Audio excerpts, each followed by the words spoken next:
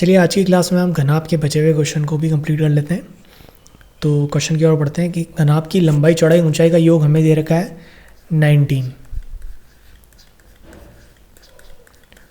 और इसके विकर्ण की लंबाई 5√3 दी है। हमें पता है विकर्ण की लंबाई क्या होती है, रूट के अंदर L² + B² + H², वो हमें दी हुई है 5√3। ठीक है, और हमें बोला है टोटल सरफेस एरिया जो कि क्या होता है 2LB + BH + HL। संपूर्ण पृष्ठों का क्षेत्रफल कितना होगा ये हमसे पूछा हुआ है। ठीक है, अब देखिए ये रूट के अंदर L² B² + H² है, तो उसको आप दोनों तरफ रूट कर लीजिए। L² + B² + H² की वैल्यू देख लीजिए कितनी आती है। यहाँ पे 5 का स्क्वायर होगा 25 और √3 का स्क्वायर 3, तो 25 दिया 75। ये मैं क्यों कर रहा हूँ मैं अभी यहाँ पे बताने वाला हूँ। ये जो इक्वेशन आपको दी हुई है एग्जाम में क्वेश्चन के अंदर, उसका इस इक्वेशन का दोनों तरफ स्क्वायर कर लीजिए। तो इसको मैं लिख सकता हूँ L + B + H का होल स्क्वायर, और उधर 19 का स्क्वायर होता है 361। क्लियर हो गई। अब ये A + B + C का होल स्क्वायर का फॉर्मूला आपको पता होना चाहिए। मैं यहाँ पे लिख देता हूँ उसको, ABC के फॉर्मूले को LBH के फॉर्म में लिख रहा हूँ। तो इसका जो वैल्यू होएगी वो L² + B² + H² प्लस 2 में LB + BH + HL, ये आपको फॉर्मूला पता होना चाहिए। इस तरीके के क्वेश्चन में घनाभ के क्वेश्चन आएंगे तो सबसे ज़्यादा प्रोबेबिलिटी है कि इसी पे क्वेश्चन बनते हैं। ज़्यादातर क्वेश्चन अगर इसमें से आते हैं तो इसी टाइप के आते हैं। तो सामने 361। अब देखिए इसकी वैल्यू हमें यहाँ से मिल जाएगी 75 + 2 LB + BH + HL, और इसी की वैल्यू हमें क्या करनी है, निकालनी है। टोटल सरफेस एरिया यही चीज़ है। सामने 361 है ही, तो टोटल सरफेस एरिया इसको लिख सकता हूँ यहाँ पे 361 - 75। ठीक है, माइनस कर दीजिए आप 75 को।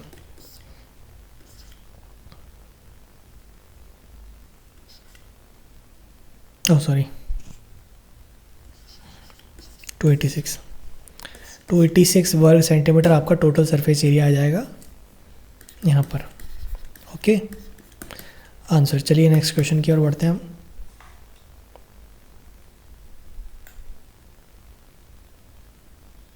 लोहे का एक क्षैतिज 9 मीटर लंबा 40 सेंटीमीटर चौड़ा और 20 सेंटीमीटर ऊंचा है। यदि 1 घन मीटर लोहे का भार 40 kg हो तो क्षैतिज का भार। ठीक है, हम इसका टोटल वेट निकाल लेते हैं, टोटल आयतन निकाल लेते हैं, क्योंकि 1 घन मीटर का वेट मुझे दे दिया। तो अगर मुझे इसका टोटल आयतन ही निकल गया तो उसको मैं 40 से मल्टीप्लाई कर दूंगा तो टोटल कितने किलो का है वो आ जाएगा मेरे पास। ठीक है, देख लेते हैं। 9 मीटर लंबा 40 सेंटीमीटर चौड़ा, 1 मिनट, ओके 1 घन मीटर का भार दिया हुआ है। ओके, तो टोटल कितने घन मीटर है ये हम देख लेते हैं। ओके, तो वॉल्यूम कैसे निकलेगा इसका, 9 मीटर, घन मीटर में ही चाहिए सब कहूँगा।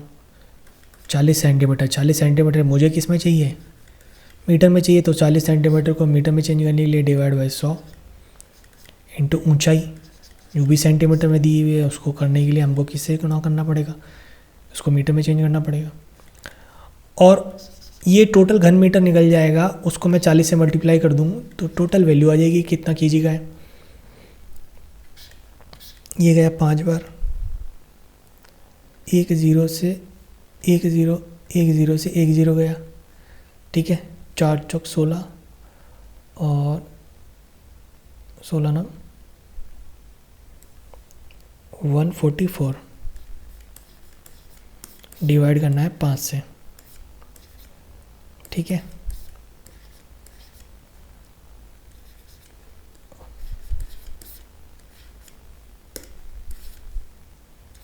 तो 28.8 आपका आंसर रहेगा। चलिए नेक्स्ट क्वेश्चन करते हैं।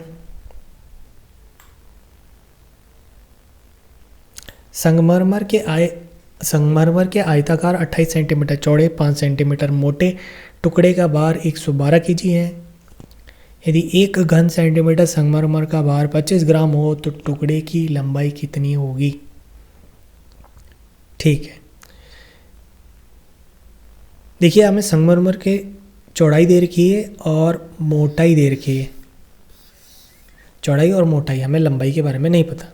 और हमें पता है जो टोटल आयतन होता है वो लंबाई इंटू चौड़ाई इंटू ऊंचाई होता है, LBH होता है। ठीक है, हमें L की वैल्यू पता नहीं है।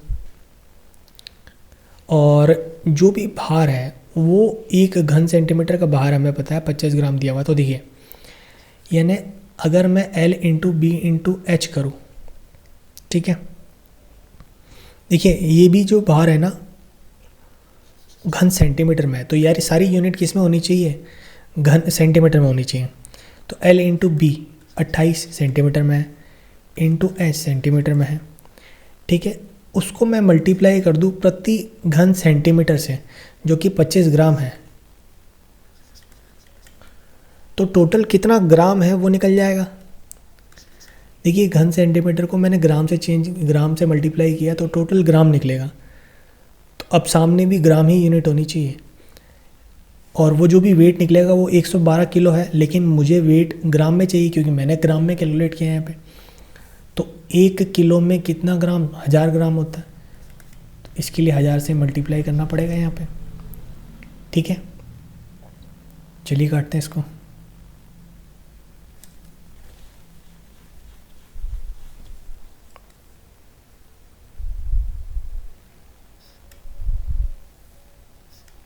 ये तो 4 बार गया, ये 40 बार गया, ये 8 बार गया। तो L की वैल्यू आ गई 32 सेंटीमीटर। ठीक है, आई होप आपको ये क्वेश्चन समझ में आ रहे हैं। नेक्स्ट क्वेश्चन देखते हैं, जस्ट अ मिनट।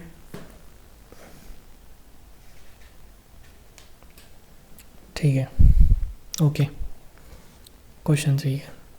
एक कमरे की चौड़ाई इसकी ऊंचाई से दुगनी है तथा लंबाई से आधी है। देखिए बोल रहा है चौड़ाई जो है ऊंचाई से डबल है। चौड़ाई जो है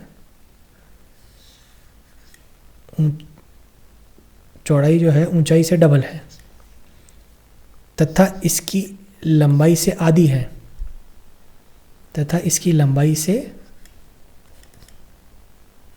है, ठीक है,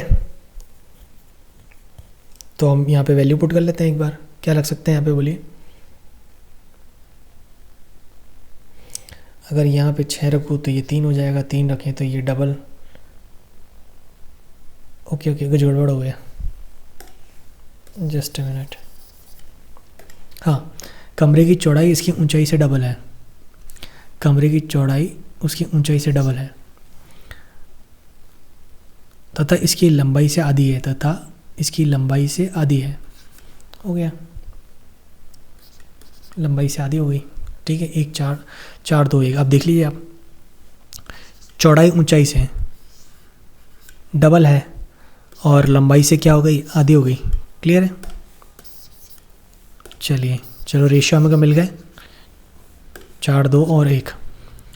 यदि कमरे का आयतन 512 घन मीटर है, ठीक है, 4 इंटू 2 8 8 r³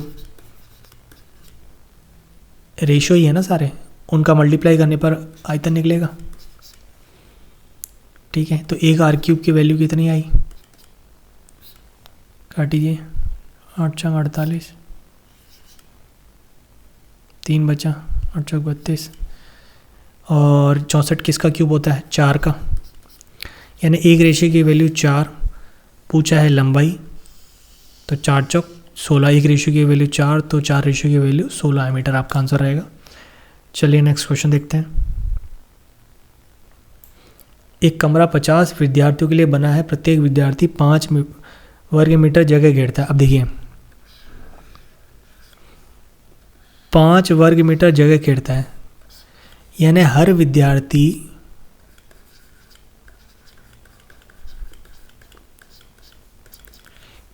एरिया कितना घेर रहा है, 5 मीटर स्क्वायर, तथा 15 घन मीटर हवा घेरता है। यानी हर एक विद्यार्थी कितना आयतन घेर रहा है, 15 मीटर क्यूब आयतन घेर रहा है हर एक विद्यार्थी। इसकी लंबाई निकालनी है, ठीक है, किसकी, कमरे की लंबाई निकालनी है, ठीक है।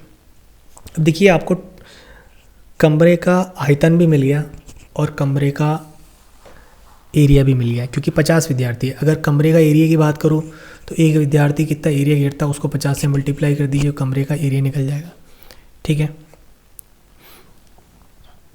अब बोल रहा है कमरे की लंबाई 20 सेंटीमीटर, तो इसकी ऊंचाई कितनी होगी, ठीक है। कमरे की लंबाई हमें पता है 20 मीटर है और टोटल एरिया हमें पता है। जैसे कमरे का एरिया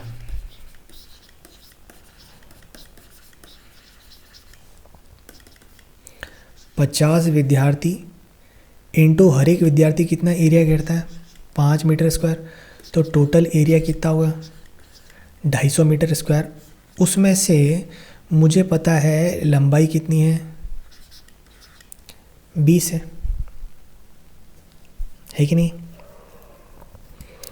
तो मतलब चौड़ाई कितनी हुई, उसकी 12.5 को आप गुणा करो तो कितना आएगा, 250 आएगा। देखिए इसको लिख सकता हूँ, तो लंबाई चौड़ाई मुझे मिल गई यहाँ पर, लेकिन हमसे पूछी ऊंचाई, तो कमरे का एरिया मुझे मिल गया 250।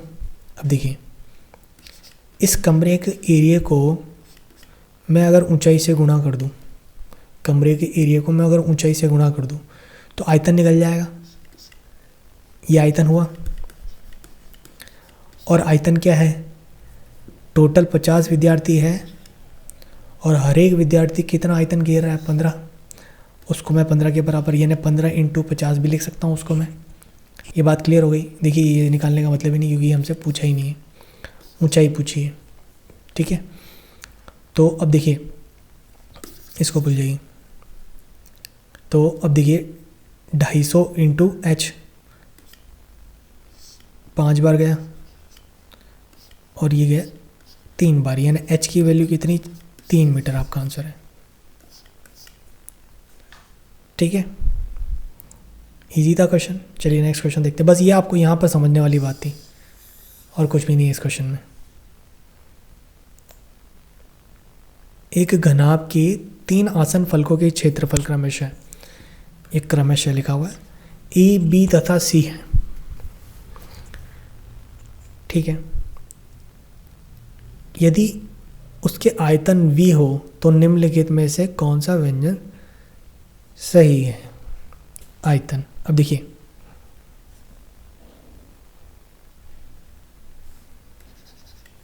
ठीक है, हो गया ये तो। हमें पता है आयतन क्या होता है, LBH होता है, जो कि हमें दिया हुआ है v, और ये क्या दिया हुआ है, LB plus BH plus HL, यानी ये हमें दिया हुआ है AB, A दिया हुआ है, ये वैल्यू B दी हुई है और ये वैल्यू C दी हुई है। जस्ट अ मिनट, सॉरी, चलिए शुरू करते हैं। हाँ, इसको ऐसे लिखना है, सॉरी, मतलब हमें क्या दिया हुआ है, LB दिया हुआ है, उसकी वैल्यू इधर की है, दूसरे फलक की BH रहती है, B मतलब लंबाई इंटू चौड़ाई है ना, B से B काट मत दीजिएगा, यहाँ पर मैं लिख रहा हूँ, लेकिन इसका मतलब ये नहीं है, क्वेश्चन में ही दिया हुआ है, इसलिए ये और ये B सेम नहीं है, काटना मत, यानी ये चौड़ाई इंटू ऊंचाई है। इसी तरीके से H इंटू L वो मुझे दिया हुआ है C, ठीक है। अब यहाँ पर इन सब को इक्वेशन को मैं आपस में मल्टीप्लाई कर देता हूँ, तो L से भी मल्टीप्लाई होगा, B से भी, H से भी, तो L square B square H square हर 2 बार आ, सब कुछ 2 बार आ रहा है, बराबर क्या जाएगा ABC। अब LBH भी लिख सकता हूँ इसको मैं, और पूरे का होल स्क्वायर करके लिख सकता हूँ, और मुझे LBH की वैल्यू कितनी देर की है, V देर की है, तो V स्क्वायर बराबर क्या है, ABC। ये आपका आंसर है। C option. चलिए नेक्स्ट क्वेश्चन देखते हैं। एक घनाभ के 3 संलग्न फलकों के क्षेत्रफल क्रमशः एक्स वाई जेड है। फिर से वही है, हर फलक का एरिया दे रखा है L B, B H, H L बराबर मुझे दे रखा है जेड। आयतन मुझे दे रखा है यानी एल बी एच क्या दे रखा है वी। मल्टीप्लाई करिए तो ये वही L B L square B square H square आएगा, यानी एल बी एच का होल स्क्वायर भी लिख सकता हूँ, यानी वी स्क्वायर लिख सकता हूँ। तो वी स्क्वायर बराबर एक्स वाई जेड आपका आंसर है। ओके, आई होप आपको ये बात समझ में आ रही होगी। नेक्स्ट क्वेश्चन देखते हैं। सेम ही क्वेश्चन था ये तो।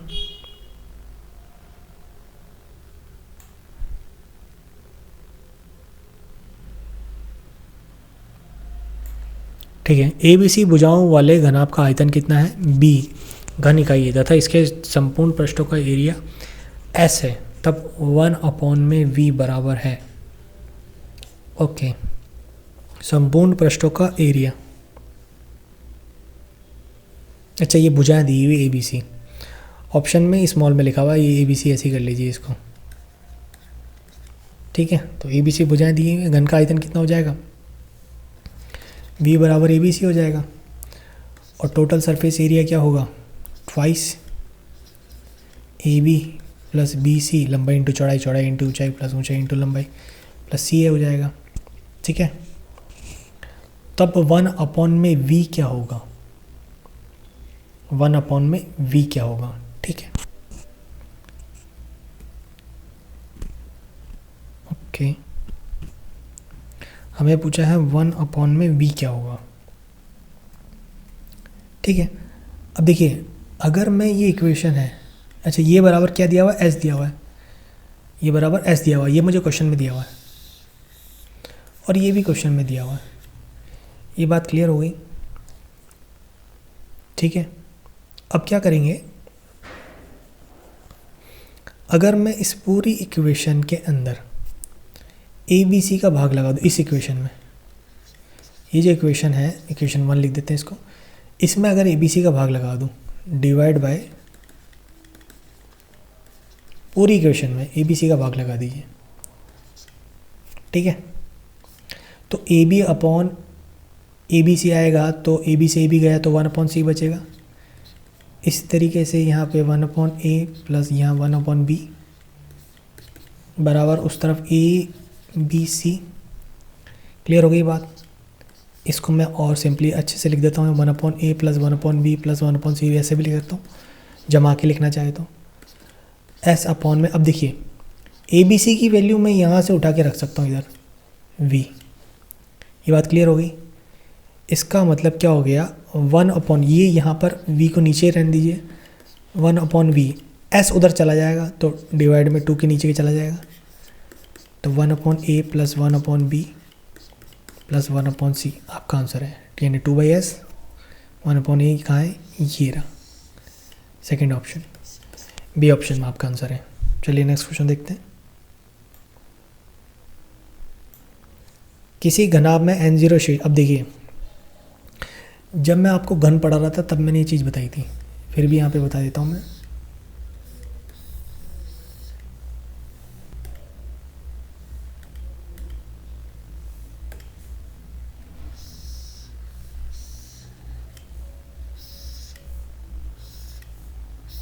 ये घनाभ बनाया, फिर से देख लीजिए। टोटल सरफेस हमें पता है, टोटल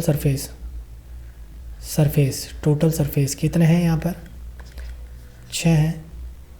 ठीक है, शीर्ष यानी वर्टेक्स कितने हैं अपने पास 8 है, 1 2 3 4 5 6 7 और ये 8 शीर्ष है। और एजेस यानी किनारे अपने पास कितना है 12 है। देख लीजिए 1 2 3 4 5 6 7 8 9 10 11 12। ठीक है, ये बात क्लियर हो गई। सरफेस यानी सरफेस हमने को क्या दे रखा है घनाभ के n0 शीर्षों की संख्या है, शीर्षों की संख्या यानी वर्टेक्स शीर्ष हमें क्या दिया हुआ है n0,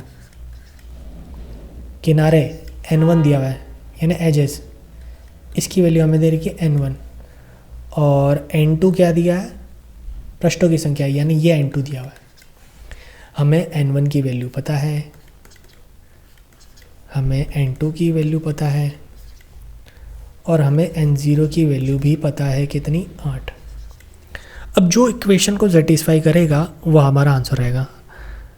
इसको देख लेते हैं पहले ऑप्शन को। N0 की जगह कितना दिया, 8, प्लस N1 की जगह 12 रखिए, सामने N1 दिया हुआ है, N1 12 प्लस 2। अब बताइए 8 12 और 8 20 होता है, और 12 और 2 14, क्या 20 बराबर 14 होता है? नहीं हो सकता, गलत है, गलत हो गया। N0 की वैल्यू 8 है, सेकंड ऑप्शन ये वाला देखते हैं। N0 की वैल्यू 8 है, N2 की वैल्यू 6 है, फिर सामने N1 दिया हुआ है, N1 की वैल्यू 12 है प्लस 2।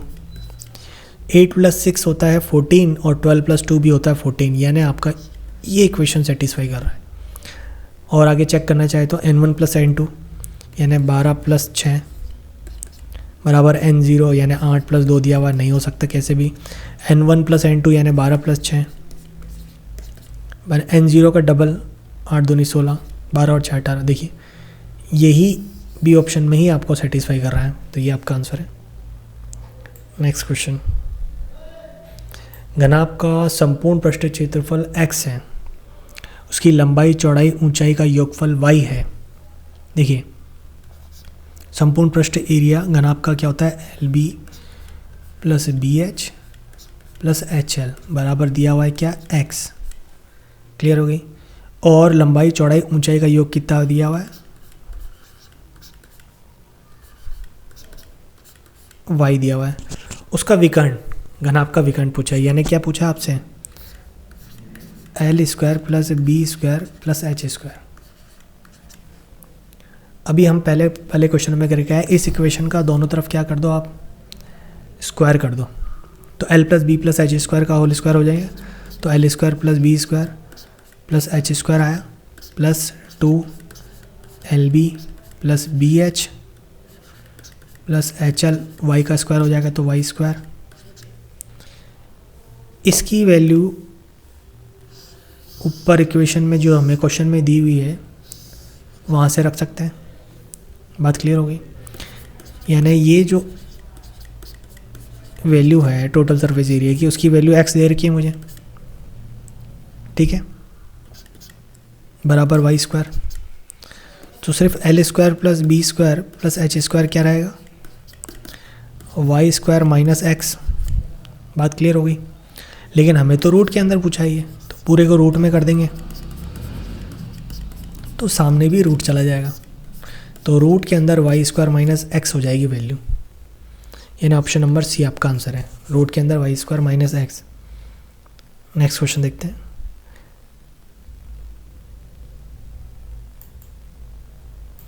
एक आयताकार टंकी 8 मीटर लंबा 5 मीटर चौड़ा है, इसमें 144 घन मीटर पानी पहले से ही है, जो कुल धारिता का 60% है। टंकी की गहराई क्या है।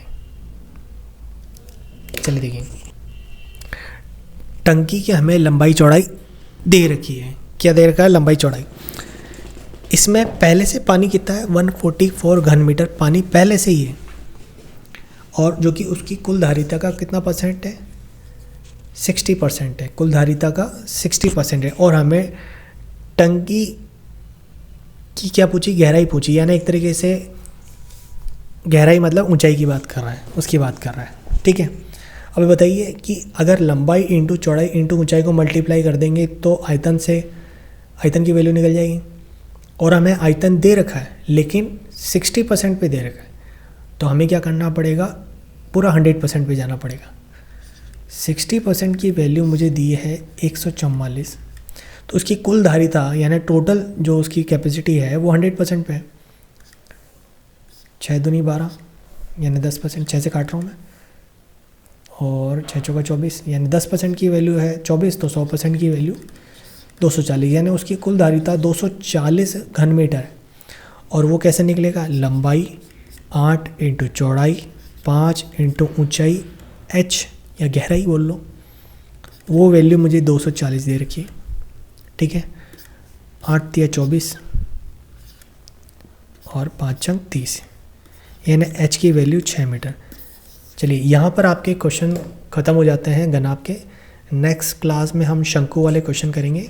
तब तक के लिए बाय बाय, टेक केयर।